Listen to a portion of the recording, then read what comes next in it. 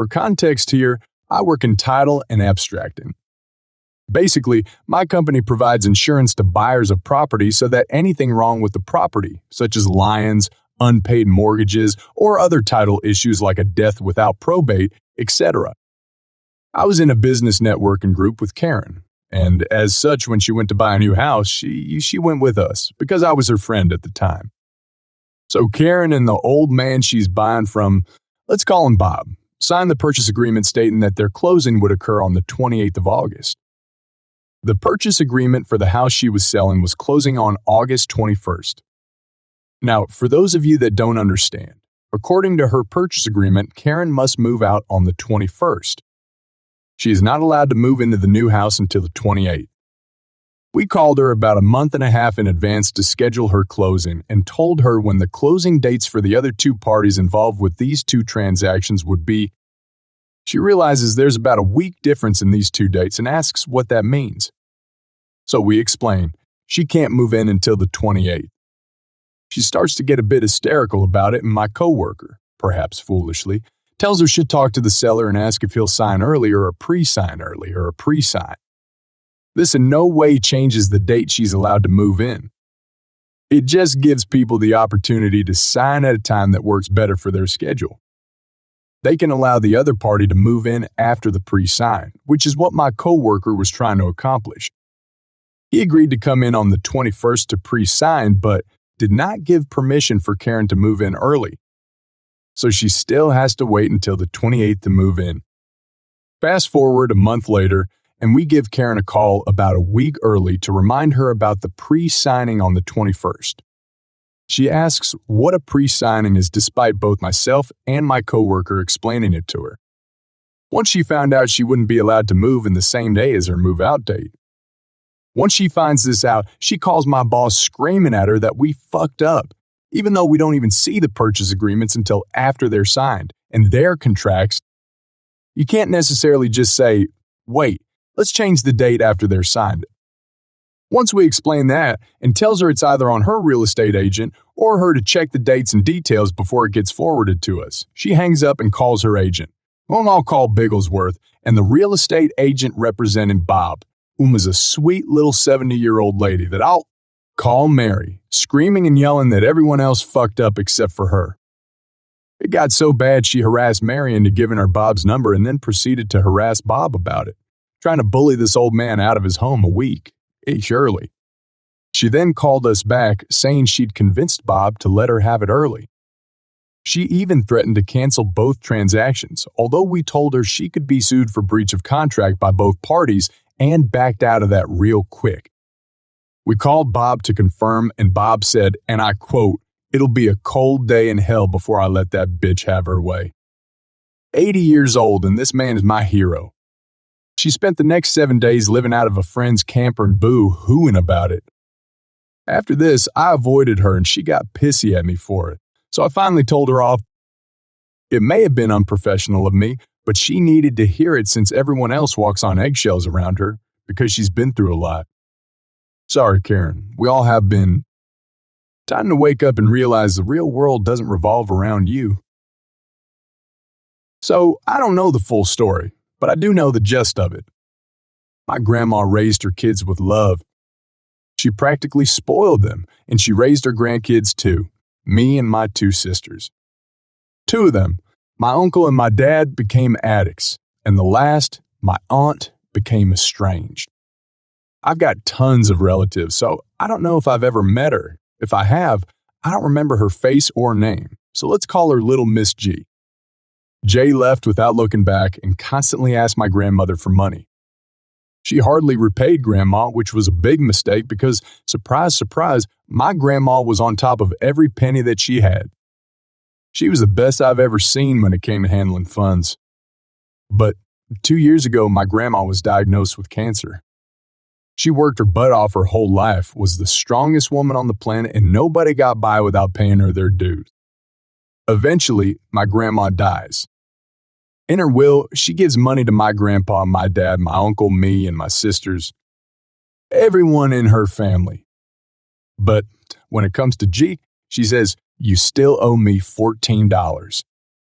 I do not know if she actually somehow deaded Jay $14 in a will or just put it in there as a little slap in the face. All Jay was worried about when Grandma died was the money, and she got none of it. I can't be prouder to have a grandma that wouldn't leave this world without the last laugh. Edit. I guess I forgot to include it. Jay is also a drug addict. That's why she needed my grandmother's money constantly. My grandmother was a great woman and a great mother to me. She raised me well.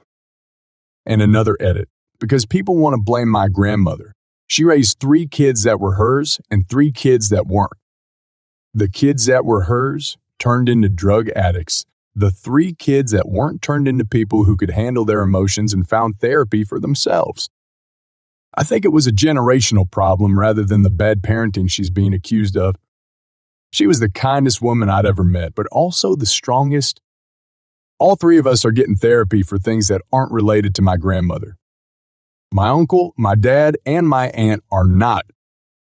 Do we not think that maybe the generational differences of people who are often not given needed resources and people with the technology to find needed resources might be a factor in how they handled their mental illnesses? Last edit I'll make, and I'm not replying to anyone. I should have expected the Reddit community, notorious for being snobby and pompous, would react like this, but I still feel the need to clarify. None of you know my life simply from the paragraphs written here.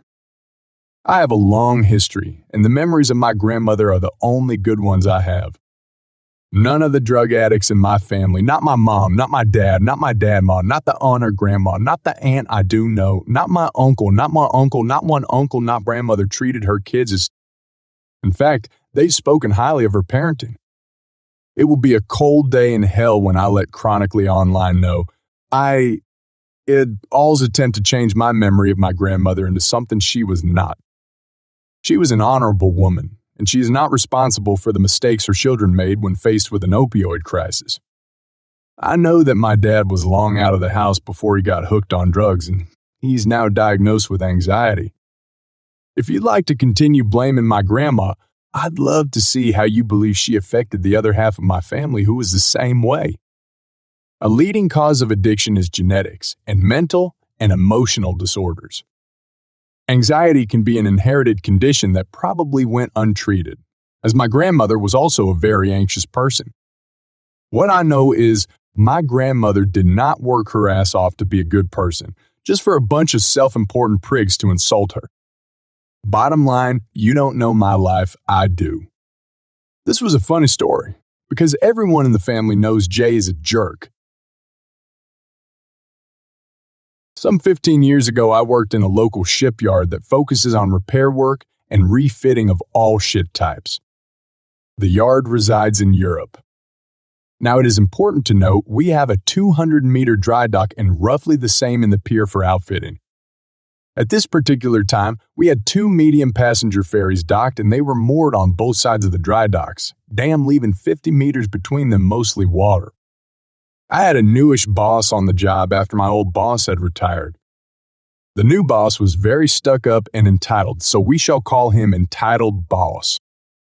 Other people that come up in this story is me, my coworker, let's call him Matt, not his real name, and the first officer of the other ship. It is normal for our yard to be understaffed by a lot by half in the least.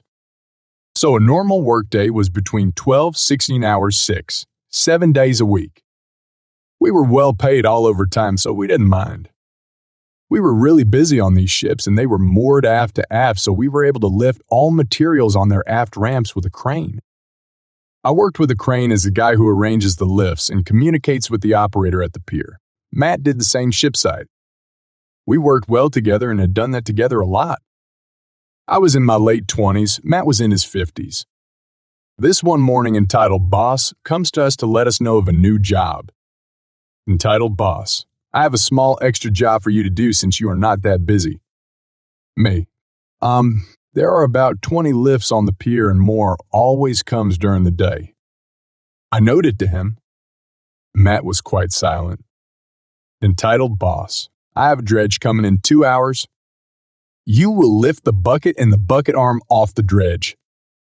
A quick job, just lift the 3 things off. You should be done in 30 minutes. Me. Just 30 minutes? Entitled boss. Yes, they are detached already. Me. Okay, boss. Matt looked doubtful. We started working, lifting all we could in 2 hours. Then we saw the dredge. This thing was big. The bucket was 60 tons alone, and the two sections of the arm were 60 tons and 80 tons. Oh, and the heavier bit was still attached. At this point, I groaned. But Matt grinned from ear to ear and told me, Matt, boss's orders. Boss's responsibility. Then I grinned. Cue malicious compliance. We got to work and set the crane in position in a way it was closest to the dredge due to weight. This also meant it blocked any other cranes from lifting to either ferries, anything. We got the bucket unloaded on trailer. This took an hour. Then we lifted the other half of the arm. It took an hour to attach to the crane. Oops, lunchtime? Union rules. Then one more hour to unload it. Now the last arm bit was tricky. We had to suspend it from the crane and remove the pins that held it to the digger half of the dredge. The pins are relatively small, only 200 kilograms or 440 pounds, each and held in place by a few tons of pull or weight of the arm. It took us 4 hours to free the pins. So any of who are keeping track at this point, we were 7.5 hours into a half-hour job. At this point, some crew from both ships and a lot of people from the shipyard were watching us work. This was due to the fact nothing had been lifted to either ship in the past 7 to 8 hours and guys had to stop working. This is when I met a very excited and red first officer of the ship. First officer, what the hell are you doing? Why are we not getting materials in? Me. You need to talk to him. His orders. As I pointed entitled boss on the dock. Not quite sure what was said, but the first officer probably tore him a new one and proceeded to stomp back aboard his ship. I saw him exchange a few words with the captain of the ship, and the captain was calling his phone. It took about 5 men for our CO to get to the pier and proceeded to chew my boss's rear. I'm pretty sure he was sitting funny after that. We finished the job right around 8 hours and proceeded to lift our backed-up lift queue on board the ships. For some weird reason, he never told me how to do my job or had any quick jobs after that. As I had heard, he was let go a few years later. Just be clear, these lifts were difficult due to having to adjust the lift and cable lengths and parts being so heavy. Also, the attachment points were fairly high up, and the cable we used to lift the weight was around 10 tons. We never stalled on the job, not our style, but we were very thorough in our work that day. Also, we broke a winch pulling the other pin and had get a new one. This took some time in explaining.